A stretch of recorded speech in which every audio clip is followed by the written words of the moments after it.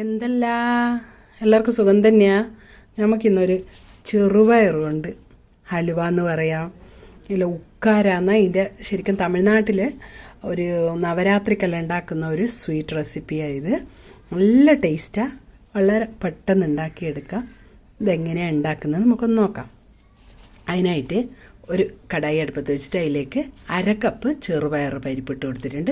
ഇത് നല്ലോണം ഒന്ന് മൂക്ക വറുത്തെടുക്കാം. ഇത് വറുക്കുമ്പോൾ എന്ന് പറഞ്ഞാൽ നല്ലൊരു മണം വരും. ഇപ്പം ഏകദേശം എല്ലാവർക്കും അറിയായിരിക്കും, പരിപ്പിന് നമ്മൾ പ്രഥമനെല്ലാം വറക്കൂലേ, അതുപോലെ ഒരുപാടങ്ങ് വറുക്കണ്ട, പക്ഷെ നല്ലൊരു മണം വരുമ്പോൾ നമുക്കിത് ഇറക്കി വെച്ചിട്ട് കഴുകിയെടുക്കാം. ഇത് റെഡി ആയിട്ടുണ്ട്. ഇതൊന്ന് കഴുകി എടുത്ത് വെച്ചിട്ടുണ്ട്. ഇനി ഒരു പാത്രം, പിന്നെ ആ കടായി തന്നെ അടുപ്പിൽ വെച്ചിട്ട് അതിലേക്ക് വെല്ലം 1/2 കപ്പ് വെല്ലവും ഒരു 1/2 കപ്പ് വെള്ളവും കൂടി ഒഴിച്ചിട്ട് ഇത് നല്ലോണം ഒന്ന് ഉരുക്കിയെടുക്കാം. ഇത് ഉരുകുവേ വേണ്ടു, വല്ലാണ്ട് അങ്ങ് പാകുന്നതാണ്ട കേട്ടോ.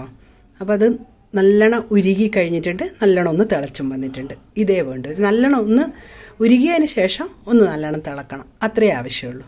അപ്പോൾ ഇത് റെഡി ആയിട്ടുണ്ട്. അത് നമുക്ക് മാറ്റി വെച്ചിട്ടുണ്ട്. ഇനിയിപ്പം ഈ ചെറുപയറിൻ്റെ പരിപ്പ് ഞാൻ കഴുകി എടുത്തിട്ടുണ്ട്. ഇതിലേക്ക് ഒരു 3 കപ്പ് വെള്ളം ഒഴിച്ചിട്ട് നല്ലോണം ഒന്ന് വേവിച്ചെടുക്കാം. നിങ്ങൾക്ക് വേണമെങ്കിൽ കുക്കറിൽ വെക്കാം, പക്ഷേ കുക്കറിൽ വെച്ചാൽ വല്ലാണ്ട് അങ്ങ് വെന്ത് അലിഞ്ഞു പോകും. അതുകൊണ്ടാണ് കുക്കറിൽ വെക്കാത്തത്. ഇങ്ങനെയാകുമ്പോൾ അടുന്ന് വേവട്ടെ. അതിന് ഏകദേശം പകുതി വെന്തിട്ടുണ്ട്. ആ സമയത്ത് ഒരു കടായി അടുപ്പിൽ വെച്ചിട്ട് അതിലേക്ക് 2 ടേബിൾ സ്പൂൺ നെയ്യും 2 ടേബിൾ സ്പൂൺ വെളിച്ചെണ്ണയും കൂടി ഒഴിച്ചു കൊടുക്കുന്നുണ്ട്. ഞാൻ വെളിച്ചെണ്ണക്ക് നല്ലൊരു മണമായിരിക്കും കേട്ടോ, അതുകൊണ്ടാണ് ഞാൻ വെളിച്ചെണ്ണ ഒഴിച്ചു കൊടുത്തത്. നിങ്ങൾക്ക് അതല്ലെങ്കിൽ നെയ്യ് തന്നെ എടുക്കാം. അതിലേക്ക് ഒരു 10-12 അണ്ടിപ്പരിപ്പിട്ടിട്ട് നല്ലോണം ഒന്ന് മൂപ്പിച്ചെടുക്കാം. നല്ലോണം ഒന്ന് ചുവന്നാൽ അത് കോരി മാറ്റാം.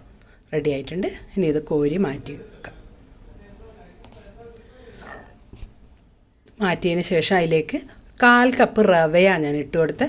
റവ നല്ലോണം ഒന്ന് ചുവന്ന് വരട്ടെ, ഒന്ന് വറുത്ത് റെഡി ആയിട്ടുണ്ട്. ഏകദേശം റെഡിയായി. ഇനി ഈ സമയത്ത് ഇനി ഇതിലേക്ക് നമ്മൾ ചേർക്കാൻ പോകുന്നത് ഒരു 1/4 കപ്പ് തേങ്ങ, അതും ചേർത്തിട്ട് റവയും തേങ്ങയും കൂടി നല്ലോണം ഒന്ന് മൂത്ത് വരട്ടെ. നല്ലൊരു മണമായിരിക്കും കേട്ടോ. ഈ സമയത്ത് നെയ്യിൽ തേങ്ങയും റവയെല്ലാം കൂടി മൂത്ത് റെഡി ആയിട്ടുണ്ട്. കണ്ടില്ലേ, ഏകദേശം നല്ലൊരു ഗോൾഡൻ ബ്രൗൺ കളറായി വരുന്നുണ്ട്. ഈ സമയത്ത് നമ്മൾ പരിപ്പ് കണ്ടോ നല്ലോണം വെന്തിട്ടുണ്ട്. നല്ലോണം വെന്തിട്ടുണ്ട് എന്ന് പറഞ്ഞാൽ വല്ലാണ്ട് വെന്തങ്ങ് അലിഞ്ഞു പോറ്. ഇത് നമുക്ക് കടിക്കാൻ കിട്ടണം തിന്നുമ്പോൾ, അന്നേരം അതിനൊരു ടേസ്റ്റ്.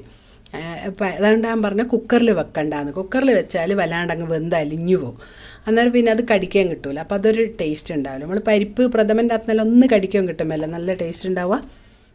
അപ്പോൾ ഇതാ കണ്ട നല്ല ബ്രൗൺ കളറായിട്ടുണ്ട് തേങ്ങയും റവയെല്ലാം. അതിലേക്ക് നമ്മൾ ഇതിൽ കുറച്ച് വെള്ളം ഉള്ളത് കൊണ്ട് ഞാൻ പിന്നെ വെള്ളം ഒഴിച്ചു കൊടുക്കുന്നില്ല. ഇല്ലയെന്നുണ്ടെങ്കിൽ നിങ്ങൾ ഈ റവ വേണ്ടേ, അപ്പോൾ അതിന് ആവശ്യത്തിന് വെള്ളം വേണം. നിങ്ങൾ വേണമെങ്കിൽ വെള്ളം ഇല്ല, പരിപ്പിൽ വെള്ളം ഇല്ല എന്നാണെങ്കിൽ ഒരു 1/2 കപ്പ് വെള്ളം ചേർത്തിട്ട് ആ വെള്ളം വറ്റുന്നത് വരെ നമുക്ക് നല്ലോണം ഇളക്കിക്കൊണ്ടേയിരിക്കാം. കൈ വെച്ചാൽ അടി പിടിച്ചു. അപ്പോൾ അതാ ഏകദേശം റെഡി ആയിട്ടുണ്ട്. ഇനി നമ്മൾ ഇത് നല്ലോണം ഒന്ന് ഇളക്കി കൊടുത്ത് കുത്തി കൊടുക്കുക. കണ്ടില്ലേ, അപ്പോൾ ഇതെല്ലാം നല്ലോണം അങ്ങ് മിക്സ് ആയിക്കോളും. ഇനി നമ്മൾ വെല്ലം ചേർക്കേണ്ട സമയം ഏകദേശമായി വരുന്നുണ്ട്. കണ്ടില്ലേ, നല്ലോണം തിരിച്ചു മറിച്ചു വിട്ട് വെള്ളം എല്ലാം വറ്റി. ഇനി നമ്മൾ വെല്ലം അരിച്ച് വെച്ചതാണ് ഇത് ഞാൻ അങ്ങ് ഒഴിച്ചു കൊടുക്കുന്നുണ്ട്.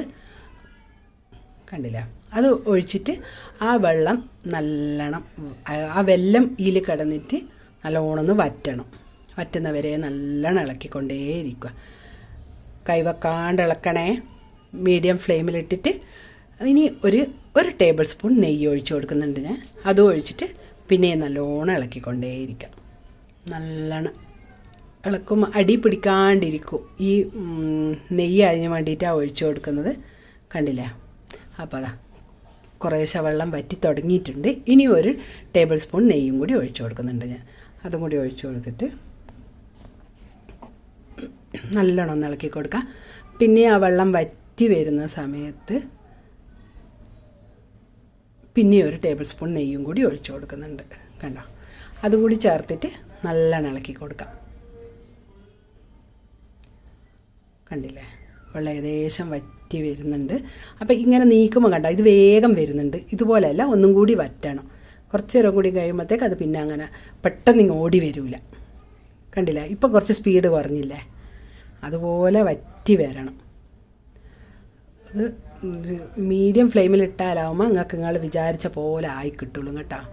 കണ്ടോ ഏകദേശം റെഡിയായി വരുന്നുണ്ട്. നല്ല നെയ്യും വെല്ലം എല്ലാം കൂടിയുള്ള മണം നല്ല അടിപൊളിയാണ്. ഇനി കുറച്ച് ഒരു 4-5 ഏലക്കായ് പൊടിച്ചിട്ട് അതിൻ്റെ വിത്ത് മാത്രമാണ് എടുത്തിട്ട് തോലെടുത്തിട്ടില്ല. 2 നുള്ളു ഉപ്പും കൂടി ചേർത്ത് കൊടുത്തിട്ടുണ്ട്. എന്നാൽ മാത്രമേ നമ്മളെ മധുരം ശരിക്കങ്ങ് ഇതാവുള്ളൂ. അല്ലാതെ ശരിക്കും ആ മധുരത്തിൻ്റെ ഒരു നമുക്ക് കിട്ടണമെങ്കിൽ ഉപ്പിട്ടാൽ മാത്രമേ ശരിക്കും കിട്ടുള്ളൂ കേട്ടോ. അതുകൊണ്ട് എന്തായാലും മറന്നു പോകാണ്ട് 2 നുള്ളു ഉപ്പ് ഇടണം.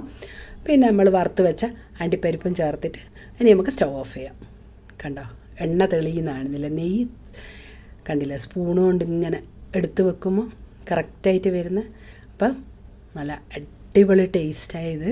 ഇത് ഇങ്ങനെ പ്രസാദമായിട്ടെല്ലാം വെക്കും നവരാത്രിക്കും ശിവരാത്രിക്കെല്ലാം.